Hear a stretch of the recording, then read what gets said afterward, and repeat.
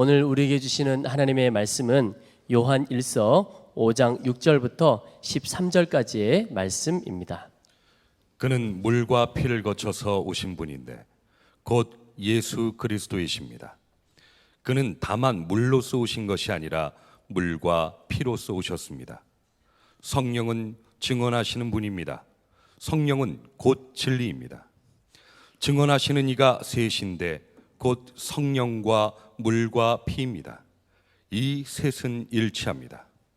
우리가 사람의 증언도 받아들이거늘 하나님의 증언은 더욱더 큰 것이 아니겠습니까? 하나님의 증언은 이것이니 곧 하나님이 자기 아들에 관해서 증언하셨다는 것입니다. 하나님의 아들을 믿는 사람은 그 증언을 자기 속에 가지고 있습니다. 하나님을 믿지 않는 사람은 하나님을 거짓말쟁이로 만들었습니다. 하나님이 자기 아들에 관해서 증언하신 그 증언을 믿지 않았기 때문입니다. 그 증언은 이것이니 곧 하나님이 우리에게 영원한 생명을 주셨다는 것과 바로 이 생명은 그 아들 안에 있다는 것입니다. 그 아들을 모시고 있는 사람은 생명을 가지고 있고 하나님의 아들을 모시고 있지 않은 사람은 생명을 가지고 있지 않습니다. 나는 하나님의 아들의 이름을 믿는 사람들인 여러분에게 이 글을 씁니다. 그것은 여러분이 영원한 생명을 가지고 있다는 것을 알게 하려는 것입니다. 하나님께서 오늘 우리에게 아주 중요한 메시지를 주셨습니다. 세상을 이기는 사람은 예수님을 잘 믿는 사람입니다. 예수님을 잘 믿으면 우리는 세상에 끌려가는 사람이 아니고 세상을 이기는 사람이 됩니다. 예수님을 잘 믿는다는 것은 어떻게 믿는 걸 말하는 것인가? 예수님에 대한 고백이 분명한 겁니다. 예수 그리스도. 이 고백이 분명한 것이 예수를 잘 믿는 겁니다. 요한 사도가 6절 말씀에서 예수를 그리스도라고 고백을 합니다. 그는 물과 피를 거쳐서 오신 분인데 곧 예수 그리스도이십니다. 여러분, 예수 그리스도라는 고백에 대해서는 전혀 낯설지 않으실 겁니다. 너무나 많이 들으셨고 여러분도 그렇게 고백도 하시잖아요. 그래서 여러분들의 지금 마음에는 예수 그리스도라는 말이 주는 충격이 거의 없으시기도 할 거예요.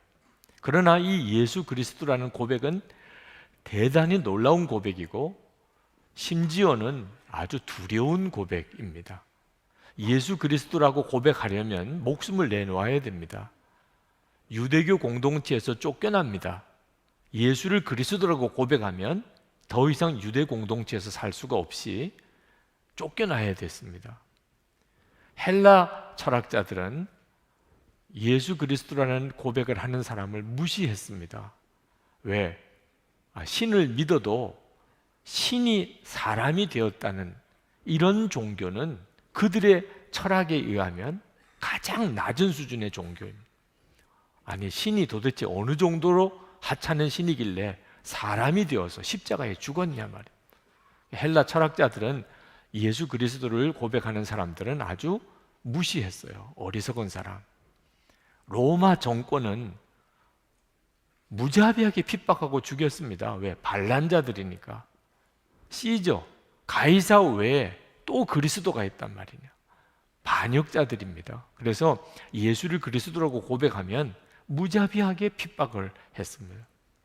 마귀는 예수를 그리스도라고 고백하지 못하게 하려고 수많은 이단들을 일으켰습니다. 그러니 예수를 그리스도라고 고백하는 것은 이건 엄청난 일입니다. 상상이 안 갈 만한 담대함이 필요합니다. 아주 죽기를 각오해야 하는 것입니다. 그러므로 예수를 그리스도라고 고백하는 사람들이 세상을 이기는 겁니다. 세상이 감당을 못하는 거죠. 지금 우리들은 아주 쉽게 예수를 그리스도라고 고백하지만 사실은 정확한 의미를 알지 못하기 때문에, 그렇게 들었었기 때문에 고백하는 분들이 대부분입니다.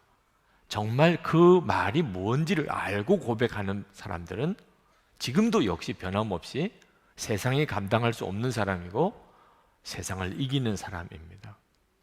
이 예수를 그리스도라고 고백하는 것의 핵심은요, 그것은 예수님은 참 하나님이시고 참 사람이시라고 하는 고백입니다. 예수님은 참 하나님이시면서 동시에 참 사람이시라.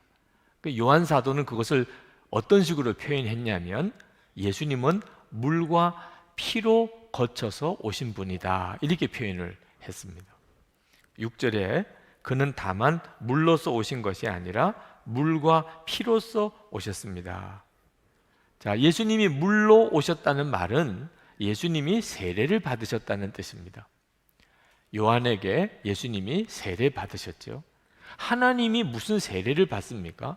죄가 있는 사람이나 세례를 받는 거지. 그 말은 예수님은 하나님이시지만 완전한 사람이 되셨다는 것을 말해주는 겁니다. 예수님이 세례를 받으셨다는 말은. 사람이 되셔야 되는 이유는 그래야 우리 모두의 죄를 짊어지고 죽을 수 있는 존재가 되는 겁니다. 사람이 아닌 하나님은 죽음이라는 게 없지요. 우리는 죄인입니다. 우리는 우리 스스로를 구원할 수가 없습니다. 그래서 하나님이 우리를 구원하시려고 사람이 되셨습니다. 하나님이 사람이 되셨다는 것을 물로 나셨다고 그렇게 표현한 거죠. 그러나 요한 사도는 또 예수님이 물로만 나신 게 아니고 피로 나셨다고 말씀합니다. 이 말은 예수님이 십자가에 실제로 죽으셨다는 것입니다. 여기에는 수많은 이단들이 일어났기 때문에 사도 요한이 굳이 이 피로 나셨다는 것을 강조했습니다.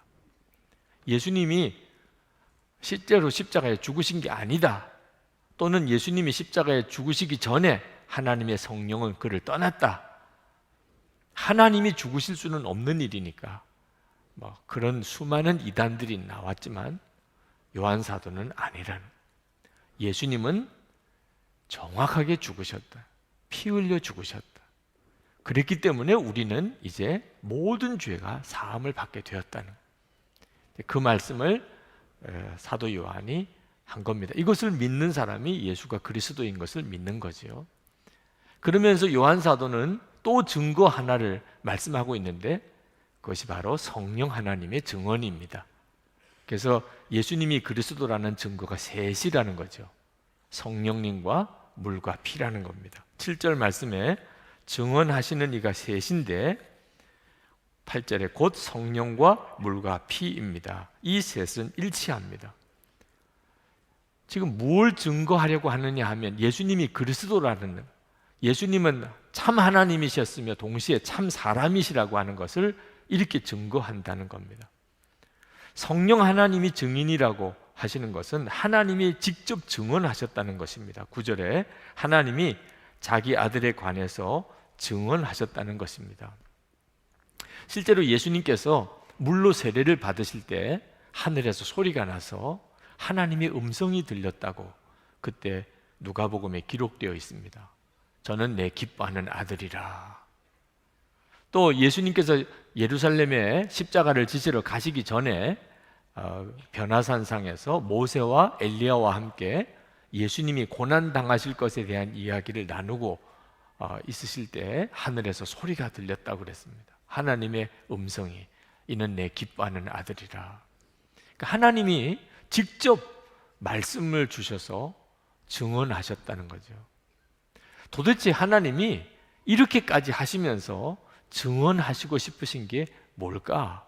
예수님이 그리스도다, 내 기뻐하는 아들이다, 이 말씀을 하시면서 우리에게 결국 하시고 싶으신 말씀이 뭘까? 영원한 생명이 있다는 겁니다. 절대로 육신으로 사는 것으로 우리는 끝나는 존재가 아니라는, 우리는 개나 소나 이런 동물과 다르단 말입니다. 사람은 육신으로 살다가 죽으면 끝나는 게 아니란 영원한 생명이 있다는 것을 말씀하고 싶으신 겁니다. 11절 말씀에 그 증언은 이것이니 곧 하나님이 우리에게 영원한 생명을 주셨다는 것과 바로 이 생명은 그 아들 안에 있다는 것입니다. 하나님이 지금 우리에게 그렇게 말씀하고 싶으신 것, 절대로 육신의 생명이 전부가 아니라 우리에게는 영원한 생명이, 영생이 있다는 것. 그런데 이 영생은 예수님 안에 계시다. 그래서 12절에 누구든지 예수님을 모시고 있는 사람은 생명을 가지고 있고 하나님의 아들을 모시고 있지 않은 사람은 생명을 가지고 있지 않습니다. 우리가 예수님을 영접하면 예수님을 믿는 거죠. 그러면 영원한 생명이 우리 속에 들어옵니다. 여러분, 이것이 얼마나 놀라운 일인지를 아셔야 합니다. 사도 요한은 이것을 우리에게 확신시켜 주시려고 예수를 믿는 성도들에게 너희 안에는 영원한 생명이 있어, 이 확신을 우리에게 심어주려고 이 요한 서신을 쓴 거예요. 13절에 나는 하나님의 아들의 이름을 믿는 사람들인 여러분에게 이 글을 씁니다. 그것은 여러분이 영원한 생명을 가지고 있다는 것을 알게 하려는 것입니다. 영원한 생명을 가지고 있다는 것을 알면 세상은 달리 보입니다. 더 이상 세상에 끌려가지 않습니다. 세상을 이기는 자가 됩니다. 그런데 영원한 생명이 있다는 것을 제대로 알지 못하면 그러면 우리는 이 세상에서의 죽음이 두려운 겁니다. 여기서의 이 육신의 생명에 묶여서 평생 종노릇하고 살게 되는 것입니다. 자, 이 시간에 여러분이 살아있다는 것을 의심하는 사람은 한 사람도 없지요? 네. 지금 내가 죽었나 살았나 의심하고 있는 사람은 한 사람도 없죠? 다 여러분이 살아있다고 다 그렇게 알고 계시죠? 네. 여러분이 지금 여러분이 이렇게 살아있다는 것을 그렇게 아는 것처럼 여러분 안에 영원한 생명이 있다는 것도 그렇게 아십니까? 여러분이 예수를 믿으시면서도 내가 정말 영원한 생명을 소유했을까? 죽음으로 끝나지 않고 죽음 이후에 영생이 있으며 나는 그 영생을 나는 소유했을까? 죽고 난 다음에 아는 거 아닌가? 이런 분들도 실제로 이 시간에 많으실 거예요. 예수님이 그리스도라고 정확하게 믿고 있지 않은 겁니다. 말로 들어서 아는 거고 하도 많이 이야기하니까 나도 그렇게 고백한 거지 실제로는 아직도 예수가 그리스도라고 정확하게 믿고 고백하고 있는 사람이 아닌 겁니다. 영생이 그 마음속에 있음을 확신하지 못하는 사람. 무디가 65세가 되었을 때 어느 날 신문 기사에 무디가 이제 나이가 많이 들었다는 내용의 글이 기사로 쓰여진 적이 있었답니다. 물론 뭐 무디를 비판하려고 쓴 게 아니고 이제 무디의 나이도 많이 들었다 이런 식의 글을 쓴 거죠. 근데 무디가 주일에 설교하면서 아주 불쾌하게 그 신문 기사를 인용을 했습니다. 여러분도 다 읽어보셨죠? 오늘 신문. 제가 나이가 많이 들었다고 합니다. 아마 제가 죽을 날이 가까웠다고 말하는 모양입니다. 그러나 저는 죽지 않습니다. 나는 100세도 더 넘게 살 겁니다. 이래서 교인들이 그냥 다 고개를 숙였다는 거죠. 목사님이 오늘 무디가 오늘 너무 흥분했구나. 나이가 많다는 것에 대해서 저렇게 화를 내다니. 그런데 무디가 그 정도로 이야기하면 그냥 좀 과민 반응을 보이는 정도인데 나는 1000년도 더 살 겁니다. 이래가지고 교인들이 오늘 황당해진 거예요. 이건 좀 정도가 심하잖아. 100세가 넘게 살 거라는 거는 뭐 사람이 그런 사람도 있으니까 그런데 1000년도 더 살 거라는 거 1000년. 그러면서 아니 10,000년도 더 살 거라 나는. 그러면서 10만 년에 10만 배도 나는 더 살 거라. 그때부터는 이제 교인들이 거의 정말 이게 황당한 수준으로 들어간 거죠. 오늘 정말 설교가 이상하게 흐르고 있다고 생각했어요. 그러면서 무디가 말하기를 나는 영원한 생명을 가졌기 때문입니다. 나는 영생을 가지고 있기 때문에. 할렐루야. 이러니까 교인들이 다 크게 아멘 했다는 거죠. 자, 100세가 넘게 살겠다는 말에는 고개가 푹 숙여지다가 영생을 가졌다고 하는 말에는 다들 그렇게 은혜롭게 받아들였어요. 이게 우리들이 가지고 있는 신앙의 신비입니다. 그때 무디는 단순히 나이가 많다는 것에 대해서 불쾌해 이야기한 게 아니고 그 내용을 근거로 영생에 대한 메시지를 성도들에게 선포하고 싶었던 거죠. 우리는 다 영생을 가지고 있는 사람. 여러분도 이 확신이 분명하십니까? 무디처럼 나는 영생을 가지고 있어요. 죽는 건 문제가 안 돼. 여러분도 정말 그렇습니까? 예수를 믿어도 이런 확신을 가지고 있지 못한 사람이 있습니다. 윌버 체프만이 18살 때 무디의 집회에서 은혜를 받았습니다. 무디는 목사는 아니에요. 목사보다도 더욱 귀하게 쓰임 받은 사람이죠. 그런데 이 윌버 체프만이라는 청년이 마음에 자기가 정말 영생을 얻었는지, 영원히 자기가 살 수 있는지 그 점에 대해서 확신이 안 드는 겁니다. 그래서 무디에게 와서 상담을 했습니다. 무디가 그 윌버 체프만의 고민을 듣더니, 그러면 요한복음 5장 24절을 한번 읽어보라고 그랬습니다. 그래서 요한복음 5장 24절을 읽었어요. 내가 진실로 너에게 이르노니 내 말을 듣고 또 나 보내신 이를 믿는 자는 영생을 얻었고 심판에 이르지 아니하나니 사망에서 생명으로 옮겼느니라. 읽었어요. 그래서 무디가 제프만에게 물었습니다. 너 예수 믿니? 예, 믿습니다. 그러면 너 영생을 얻었니? 아니요. 그게 고민입니다. 그래? 그러면 다시 한번 또 읽어봐라. 그래서 요한복음 5장 24절을 또 읽었어요. 그리고 또 물었어요. 너 예수를 믿니? 아까 이야기했잖아요. 믿는다고. 그러면 너 영생을 얻었니? 아니, 그게 문제라니까요. 제가 그 점에 대해서 확신이 안 듭니다. 그랬더니 무디가 그래, 그러면 또 읽어봐라. 요한복음 5장 24절을 또 읽었어요. 또 물었어요. 너 예수 믿니? 정말 짜증나게 믿는다고 이야기했잖아요. 그럼 너 영생을 얻었니? 그게 문제라니까. 그 다음에는 호통을 쳤어요.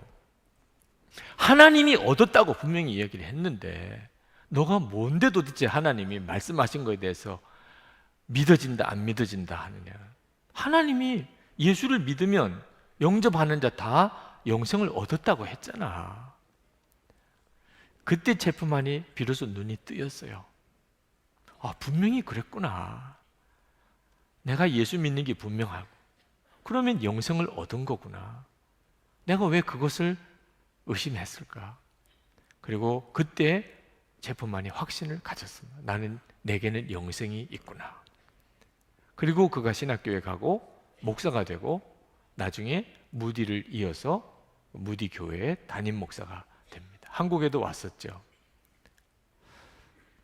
여러분 안에 하나님이 정말 원하시는 거, 예수를 믿게 하시고 하나님이 여러분에게 정말 주시고 싶은 확신은 여러분에게 영원한 생명이 이제 임했다는 겁니다. 여러분은 영원한 생명을 가지고 있다는 거예요. 이 세상에 육신의 삶이 전부가 아니라는 겁니다. 이 세상이 전부가 아니고 하나님의 나라가 있다는 것을 정말 믿으라는 것이죠. 예수가 그리스도이시기 때문에 우리에게 그런 축복이 오게 된 것입니다. 여기에 안다라고 그랬어요. 나는 내게 영생이 있음을 안다. 이건 믿는다라는 표현보다 더 강한 것입니다.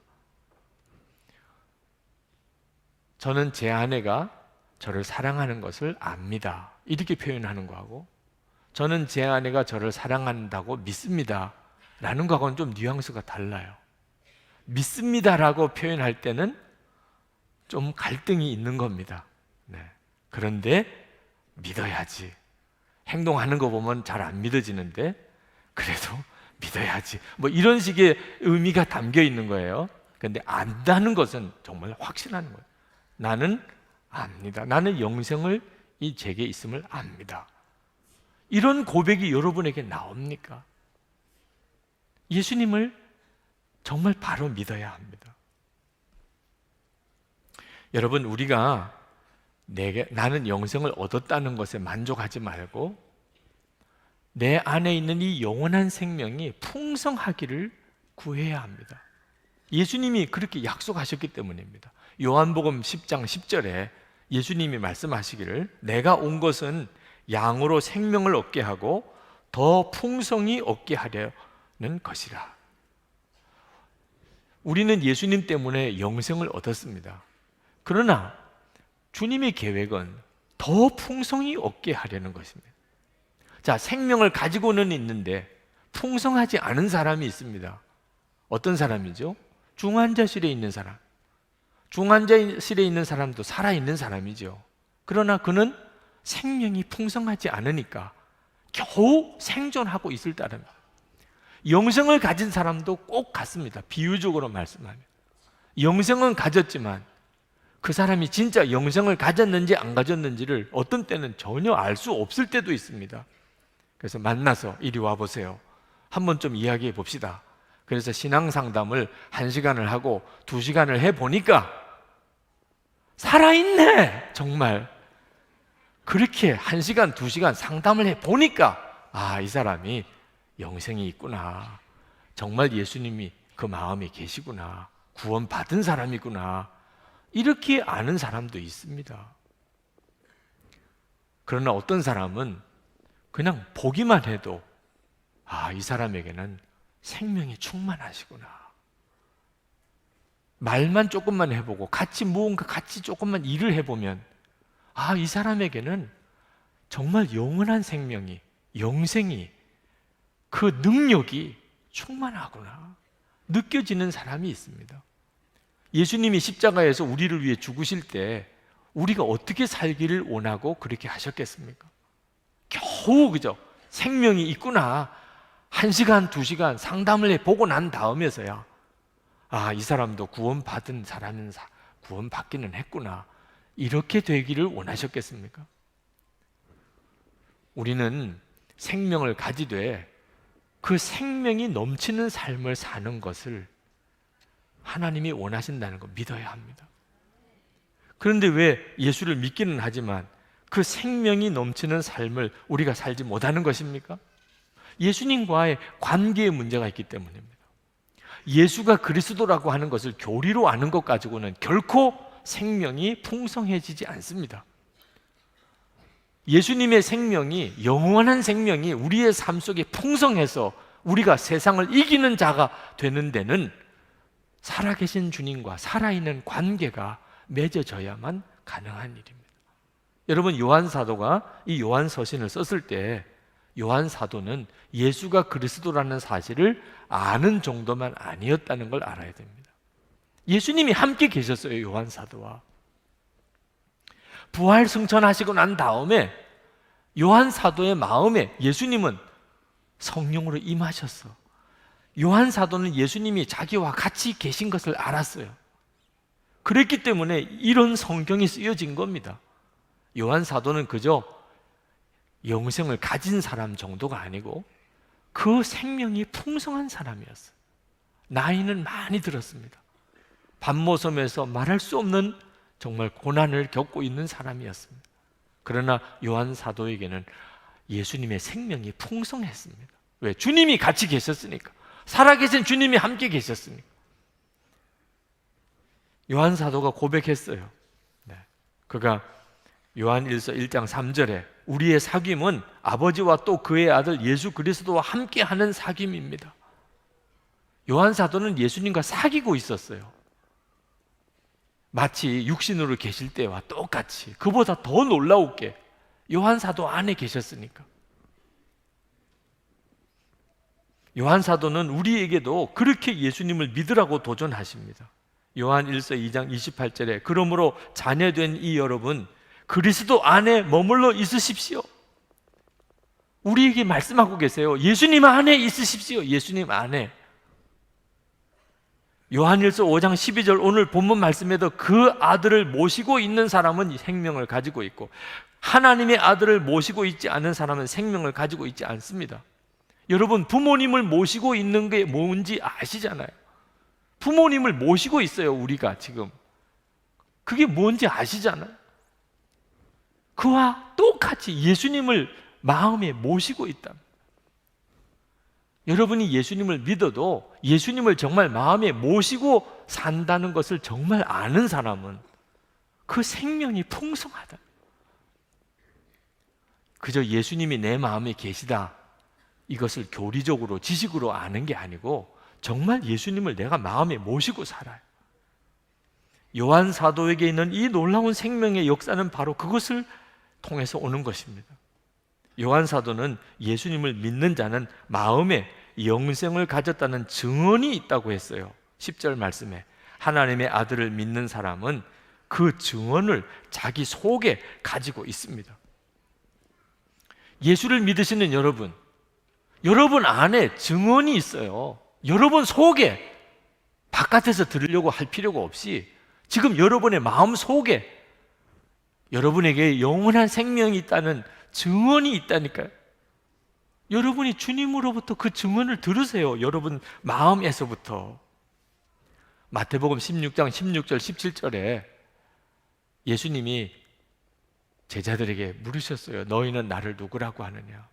그때 어부였던 베드로가 목수였던 예수님에게 한번 생각해 보세요. 베드로는 아직까지도 생선 냄새가 나는 어부입니다. 이제 예수님의 제자 된 지 얼마 되지도 않습니다. 예수님은 목수였어요. 목수 30세가 될 때까지. 그 두 사람이 지금 대화를 나누는 겁니다. 그런데 이 어부였던 베드로가 목수였던 예수님에게 주는 그리스도시요 살아계신 하나님의 아들이시니이다. 아마 다른 사람들이 보았으면 웃었을 거예요. 웃었을 거예요. 야, 너희들끼리 뭐 지금 뭐 짜고 뭐 하니? 정말 말이 안 되는 상황이잖아.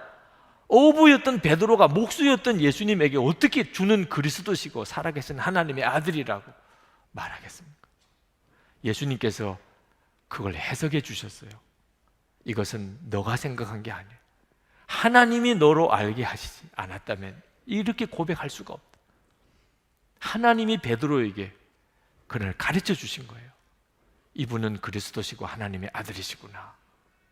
자, 그런데 여러분, 이 일이 지금 우리에게, 저에게, 여러분에게 일어나고 있는 거 아십니까? 여러분도 예수님을 그리스도라고 살아계신 하나님의 아들이라고 믿고 고백하시잖아요. 그러면 이 고백은 도대체 어찌 된 일입니까? 우리는 예수님을 보지도 못했어요. 베드로는 예수님을 보기나 했지.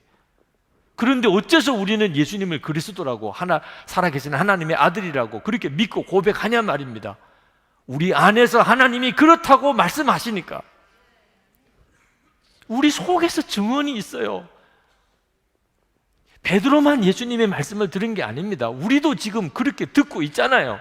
그러니까 우리가 그렇게 고백하는 거잖아요. 고린도전서 12장 3절에 성령으로 아니하고는 누구든지 예수를 주시라고 할 수 없느니라. 예수님은 주기도문에서 하나님을 아버지라고 부르라고 그랬습니다. 계속해서 제자들에게 그러셨어요. 하나님은 너희 아버지라고. 당시로서는 기절초풍할 일입니다. 하나님을 아버지라고 부른 것 때문에 예수님의 십자가에 죽은 거예요. 그런데 제자들 보고 너희도 그렇게 불러, 하나님을. 요한복음 20장 17절에 예수께서 이르시되 나를 붙들지 말라, 내가 아직 아버지께로 올라가지 아니하였노라. 너는 내 형제들에게 가서 이르되 내가 내 아버지 곧 너희 아버지, 내 하나님 곧 너희 하나님께로 올라간다 하라 하시니. 예수님은 제자들에게 하나님은 내 아버지시고 너희 아버지야, 그렇게 말씀하셨어. 제자들은 하나님을 아버지라고 부른 거예요. 그런데 제자들만 그렇습니까? 지금 저에게, 여러분에게 똑같은 일이 벌어지고 있잖아요. 여러분은 하나님께 기도할 때 아버지라고 그러지 않습니까? 아니, 도대체 어디서 아버지라고 하는 말을 배웠습니까? 여러분 안에 하나님을 아버지라고 부르라고 하시니까. 여러분 안에 계신 분이 여러분에게 하나님을 아버지라고 부르라고 하시니까 여러분이 하나님을 아버지라고 부르는 거 아니에요? 로마서 8장 15절에 너희는 다시 무서워하는 종의 영을 받지 아니하고 양자의 영을 받았으므로 우리가 아빠 아버지라고 부르짖느니라. 제자들만 주님의 말씀을 들은 게 아닙니다. 예수를 믿는 모든 성도들은 다 그 마음에서부터 주님의 음성을 듣습니다. 요한복음 10장 27절에 내 양은 내 음성을 들으며 나는 저희를 알며 저희는 나를 따르느니라. 빈 말이 아닙니다. 누구나, 예수를 믿는 사람은 누구나 주님의 음성을 듣습니다. 왜? 영생이 있으니까. 주님의 음성을 듣는 사람은 영생이 있어요. 28절 바로 그 다음 절에 내가 저희에게 영생을 주노니 영원히 멸망치 아니할 터이요 또 저희를 내 손에서 빼앗을 자가 없느니라. 여러분 속에 주님이 여러분에게 말씀하시는 증언이 있는 사람은 영생이 있는 사람이에요. 뺏기지 않아요. 그러면 제자들에게 함께 하시고 말씀하신 주님, 요한 사도에게 함께 하시고 말씀하셨던 주님, 지금 저와 여러분에게도 함께 하시고 말씀하고 계시잖아요. 우리 안에 증언이 있잖아요. 예수님, 내 안에 계시니 내 안에 영생이 있는 거죠.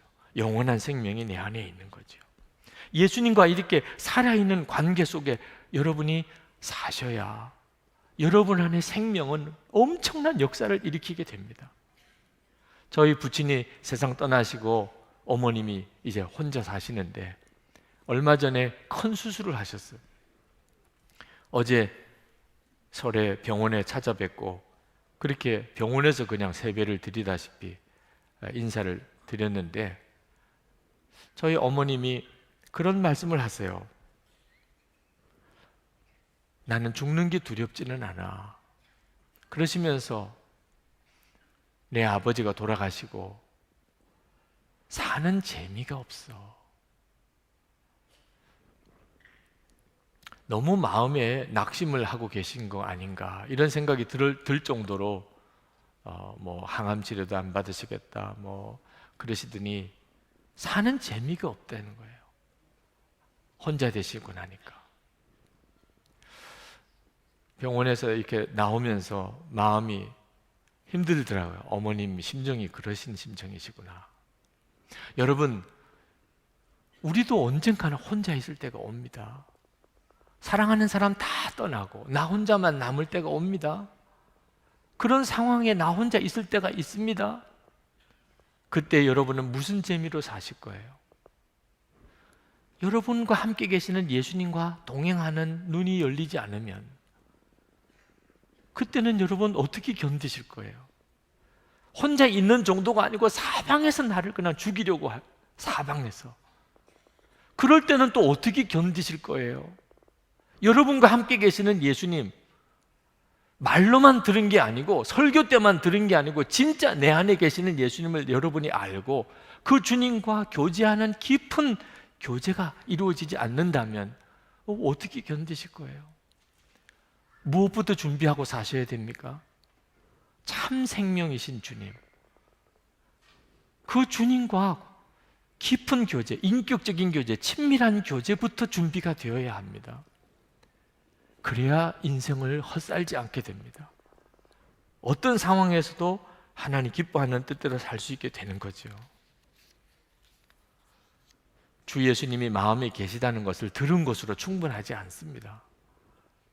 예수님, 오직 주님, 그래서 주님과 깊이 교제하며 24시간 주님을 바라보며 예수님 한 분이면 충분한 믿음으로 살아야 합니다.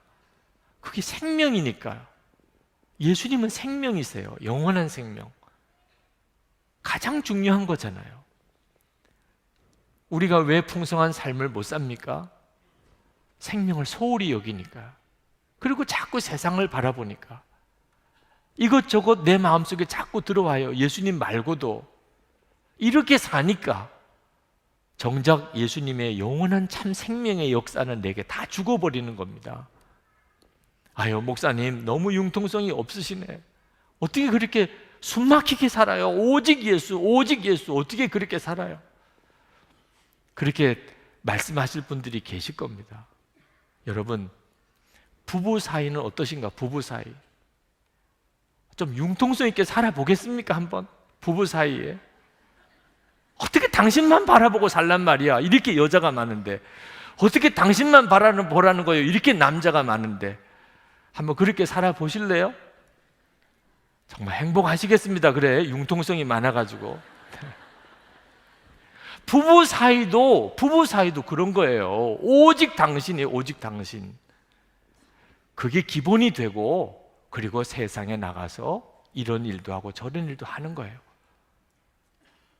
하물며 주님과의 관계는 어떻겠습니까? 오직 예수가 안 되니까 헤매고 사는 거예요. 아무리 세상에서 기쁨을 얻어보려고 해보세요. 진정한 생명의 풍성함이 없는 사람이 무슨 세상에서 위로가 있겠으며 승리가 있겠습니까? 부자 청년에게는 한 가지가 부족했어요. 한 가지 부족하면 신앙생활 잘한 거죠. 여러분은 몇 가지 부족하세요? 한 가지 부족한 사람은요, 정말 교회 안에서 대단한 믿음을 가진 사람, 한 가지만 부족하대, 저 사람은. 그런데 그 사람은 천국 못 갔어요. 영생을 얻지 못했어요. 한 가지 부족한 것 때문에. 여러분, 이 영원한 생명 쉽게 생각하면 안 됩니다. 전적인 은혜로 받았지만 쉽게 생각하면 안 돼요. 오직 주님이에요. 그 다음에 하나님이 주시고 싶으신 것을 누릴 수 있는 힘도 주시고 눈도 열리고 그리고 사명도 감당하는 겁니다. 문제는 갈망입니다. 오직 주님을 향한 갈망. 내 영원한 생명이신 예수님, 그분을 향한 간절한 갈망. 그러면 다 얻었습니다. 지난 다시복음 앞에 집회 때 백부장 선교사님, 가명이십니다. 지금 아주 어려운 지역에 순교를 각오하고 그곳에 가 계십니다. 그 백부장 선교사님이 자기가 은혜의 눈이 열리게 된 과정을 간증하셨어요. 아버님이 장로님이셨고 교회를 지으신 분입니다. 대단한 헌신적인 분이고 집안이 다 예수 잘 믿는 집안, 일가 친척 다 예수 잘 믿고 초등학교 들어갈 때까지 이 세상에 예수 안 믿는 사람도 있는 줄 몰랐대요. 초등학교 들어가 보니까 예수 안 믿는 사람도 많구나, 그랬을 정도로 그런 집안에서 어릴 때부터 착하게 성실하게 살았어요. 근데 어느 날 고등학교 2학년 된 동생이 사람이 달라져 버렸어요. 그 마음에 기쁨이 있는 걸 보았어요. 그렇게 말썽꾸러기고 그렇게 같이 싸웠는데 한순간에 달라져 버렸어요. 성경 보고 기도하는데 벌써 형제들 사이에는 느낌이 있잖아요. 얘가 달라졌다. 어느 날 갑자기 동생이 형인 자기에게 묻더래요. 형에게는 진정한 기쁨이 있나요? 구원의 감격이 있나요? 근데 이 정말 허세로 동생한테 차마 나 그런 거 없어 이렇게 말을 못 하겠어서 그럼 나도 있지 이렇게 말은 했지만 마음속에는 나는 그런 걸 모르는데 너는 아니, 이런 질문이 있더라는. 그리고 동생처럼 자기도 그런 구원의 기쁨, 넘치는 기쁨, 감사, 감격을 얻어보려고 성경을 읽기 시작했어요. 동생이 그렇게 하니까. 근데 동생은 그렇게 성경을 많이 읽는데 자기는 조금만 읽어도 읽기가 힘들어.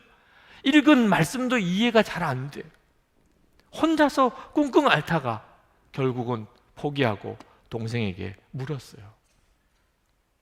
솔직히 나 잘 모르겠다. 넌 도대체 어떻게 그런 믿음을 가졌냐?